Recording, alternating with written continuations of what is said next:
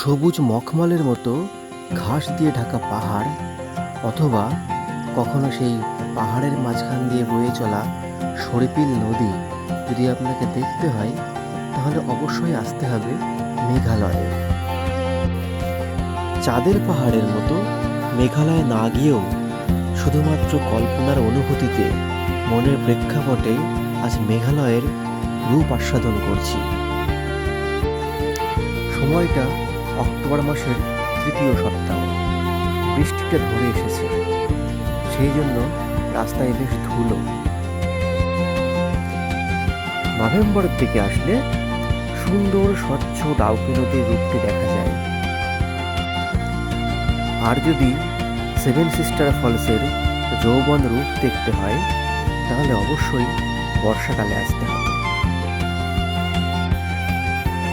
এই পাহাড়ের ওপরেই একটি ছোট্ট গ্রাম আছে এবং সেখানে একটি পার্কও আছে। পার্কটি সবুজে ঘেরা। পথ চলতে চলতে দেখা যায় সবুজ জঙ্গলে ঘেরা পাহাড়ের মাঝে একটি ছোট ছোট বাড়ি। বেশিরভাগ বাড়িগুলি এখানে কাঠের তৈরি। উত্তর পূর্ব ভারতের সমস্ত রাজ্যই মূলত আদিবাসী অধ্যুষিত এবং এরা খুব ডিসিপ্লিনড। এদের কখনো রাস্তায় হর্ন দিতে দেখা যায় না, কখনো এরা জ্যামে গাড়ি আটকে দেয় না। পথ চলতে চলতে কোথাও পাইন ঢুবি, কোথাও নাম না জানা গাছের দেখা মিলতে শুরু করল। অসংখ্য ঝাউ গাছের আধিক্য এখানে দেখা যায়। এই ভ্যালির উপরের দিক থেকে একটি ঝর্ণা নেমে এসেছে। সেই ঝর্ণার জল যেখানে পড়েছে, সেখানে একটি সুন্দর দিঘি তৈরি হয়েছে। অসাধারণ নীল রঙের সেই দিঘি, এবং এখান থেকে দূরের আকাশটা, শরৎকালের আকাশ যেন আরো নীল। বর্ষাকালে এই ঝর্ণাগুলোর সংখ্যা আরো বেড়ে যায় এবং চেহারাতেও ফুলে ফেপে ওঠে। শুধু ঝর্ণা নয়, পাহাড়ের গায়েও বিভিন্ন গাছগাছালির আধিক্য বেড়ে ওঠে। এখন শরৎকাল, তাই গাছগাছালির বদলে সুন্দর মখমলে ঘেরা ঘাসের আধিক্য দেখা যাচ্ছে। এই একচেটিয়া ঘাসের প্রান্তর দেখে আমার অবশ্যই বিদেশের কথা একবার মনে হয়েছিল, ঠিক যেন সুইজারল্যান্ড অথবা তার কাছাকাছি। নর্থ ইস্টের পাহাড়ি রাস্তায় কখনো গাড়ির যানজট দেখা যায় না। তারা কখনো ওভারটেক করে না। সুন্দর নিয়ম শৃঙ্খলা মেনে তারা ড্রাইভ করে। সেই জন্য এখানে কোনো ট্রাফিক লাইট নেই। কেউ অযথা হর্ন দিয়ে অন্যকে বিরক্তও করে না।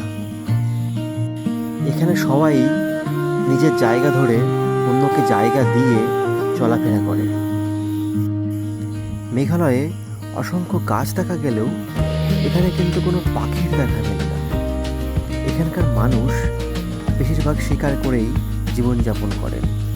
চাষবাস হয় না বললেই চলে। মেঘালয় মালভূমি অনেকটা উল্টানো বাটির মতো। সেই বাটির কোনো এক অংশে উঁচু উঁচু পাহাড় দেখা যায়, আবার কোথাও বা খাদ। রাস্তার সামনে যে গিরিখাতটি দেখা যাচ্ছে, সেটি রূপে গুণে অসাধারণ। সবুজ চাদরে মোড়া দুপাশে পাহাড়, আর নিচ দিয়ে বয়ে চলেছে সরিপিল এক নদী। এখানকার সমস্ত নদী বলতে গেলে বর্ষার জলে পুষ্ট। রাস্তায় দেখা যায় গিরিখাদের দুপাশে অসংখ্য পর্যটকের ভিড়। দূর পাহাড়ের ওপারে শরতের মৃদুমেঘ আকাশ যেন আরো নীল ছড়িয়ে দিয়েছে। খাদের ধারে বসে গিরিখাদের এই দৃশ্য না দেখলে প্রকৃতিদেবী রুষ্ট হবে।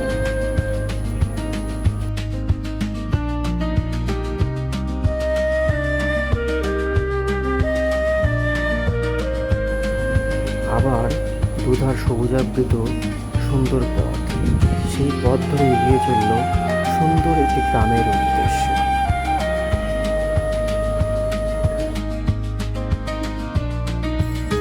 এই জায়গাটি দেখে মনে হচ্ছে সুইজারল্যান্ড অথবা জাপানের কোনো একটি জায়গা। খুব সুন্দর, শান্ত, নিরবিচ্ছিন্ন, সবুজে ঘেরা একটি গ্রাম। পাহাড়ের উপরে অবস্থিত এই জায়গাটির নাম শিলং পিক। জায়গাটা বেশ চেতালো।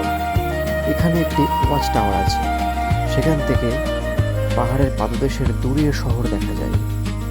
এখানে অনেক মানুষের ভিড় জমেছে। তারা অনেকেই ট্রাইবালদের পোশাক পরে ছবি তুলছে।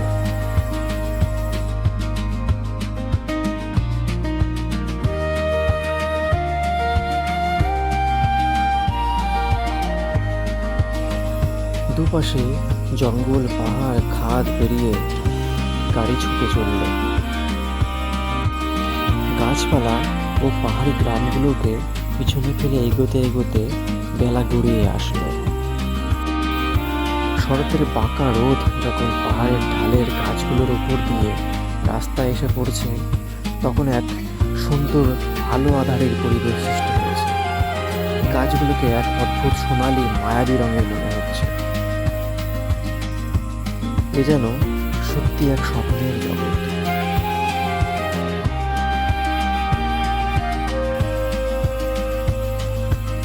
এখন সময় এই লেকের ধারে একটি গ্রুপ ফটো নেওয়ার। এটি সারা জীবনের স্মৃতি হয়ে থাকবে, মেঘালয় ভ্রমণের স্মৃতি।